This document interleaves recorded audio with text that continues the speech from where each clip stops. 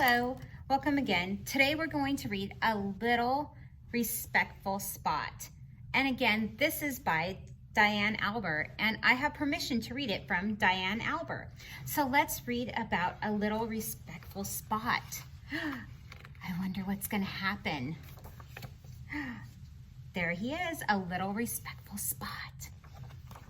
So he says, "Hi, my name is Spot. And I am not just any ordinary Spot. I am a little respectful Spot. Look at him. I've never seen a respectful Spot before. What does a respectful Spot mean?" See, they're curious. They want to know. Being respectful tells people you not only care about them, but you care about yourself too. And today I'm going to show you examples of how you can respect people, places, and things. See, people, places like your house, and things like your notebooks, your books, your backpacks, and even other people's notebooks, books, and backpacks. First, let's talk about things. A good example of things you might have are school supplies. We want them to last a long time and as long as possible, so we can enjoy them all year long. Those are things like glue, the eraser, pencils, pens, paper, books. Those are all things. Your backpack? This is why we don't drag it across the ground. Here are some ways to respect your things. You can click the caps on your pens so markers and glue, they won't dry out. You can use as you are instructed, so you won't get things damaged. See, if you use your pens the right way and you don't press too hard, you won't damage them. And you can clean up your area when you are done, so nothing gets lost, so you don't lose your pieces. So you always have all of your crayons and pens.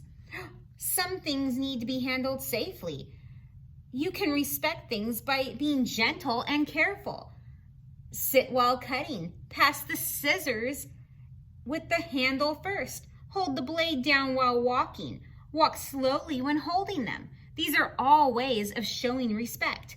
Sometimes you don't have something you want. You can respect things by asking to use them instead of taking them. "Can I please have some paper?" See, she's asking for the paper. That's a nice way of asking for something. Here is a fun tip. When respecting things, only play with one thing at a time. This way you don't lose them, you don't misplace them, and you don't disorganize them.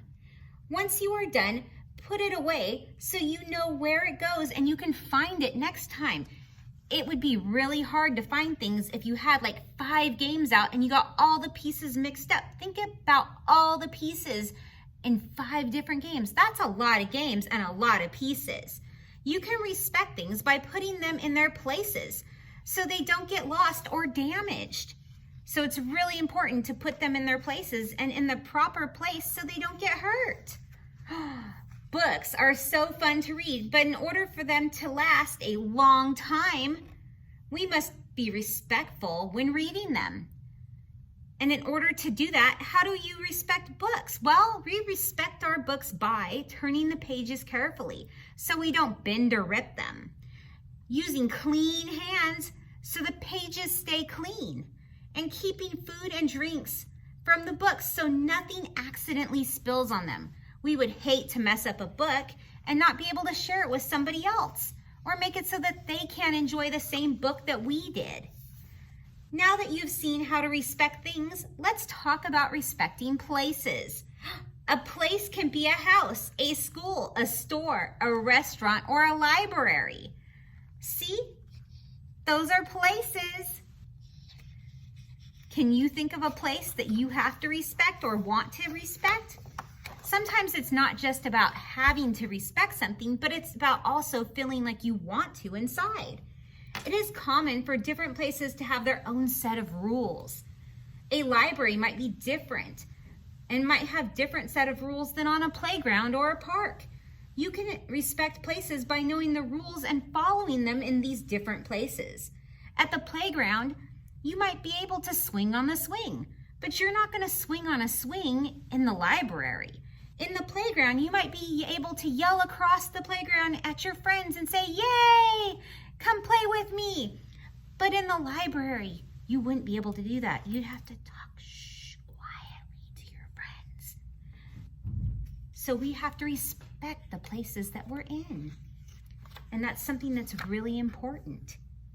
It is so much fun to create art, but all art should stay on the paper, not on the walls or furniture. This is one of the ways that we respect places as well.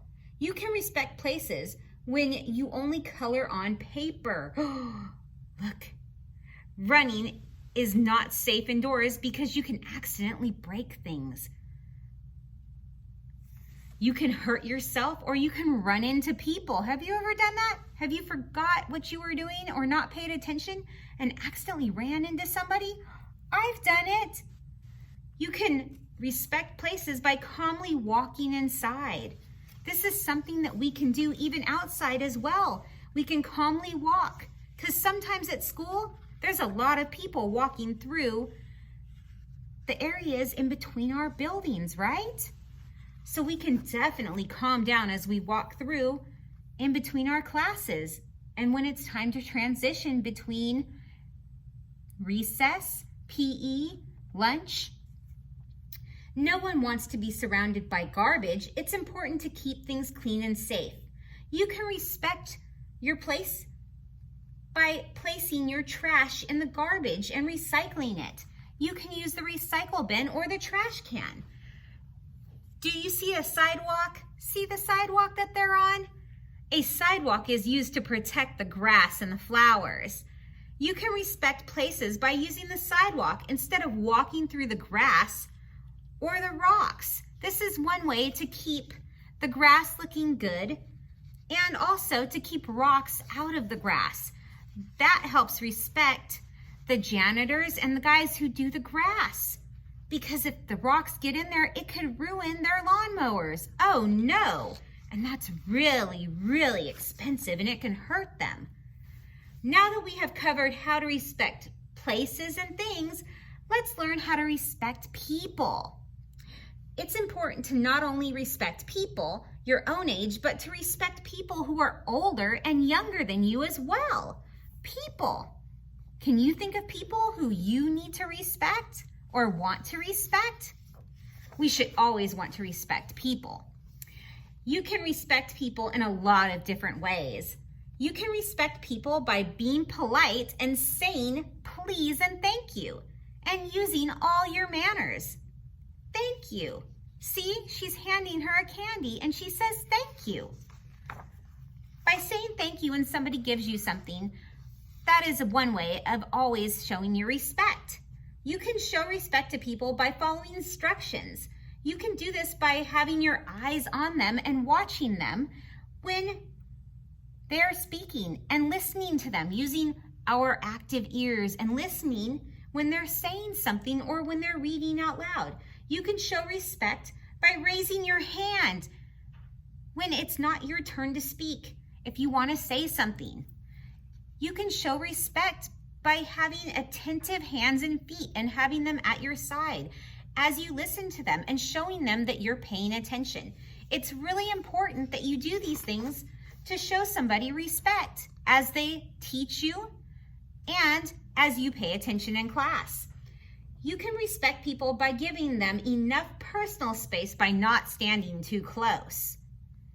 It's really important because sometimes we can get really close to people and not notice it.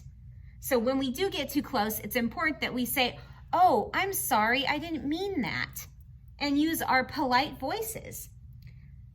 This will help them to feel more comfortable around you because sometimes we do make mistakes. You can respect people by being patient and waiting your turn in line, by keeping your hands to yourself and being quiet. That's always a nice thing to do. And again, if you have if you happen to touch somebody or you happen to say something and it bothers somebody, you can always use your manners and say, I'm sorry, because it's okay to make a mistake as long as we use our manners. Okay, I think that's probably a really good lesson for today. So I think that's about it. I hope you enjoyed learning about respect, and I hope you learned a lot today. So I actually want you to think of some of the other spots that we've talked about in the past. I'd like you to meet them as well and think about how this all works with our happiness family. Think about thankfulness. Think about honesty, organization, kindness, teamwork, courage, and patience. How you can use all of those spots with our respect to make yourself feel better throughout the day and help others feel better. Use these spots to help you and others feel great, not only through the day, but also through the week. It's important that you use these skills throughout not only the day, the week, the month, but also through the year. It'll help you feel better, and it'll help your classmates feel better as well. Have a great week. Bye.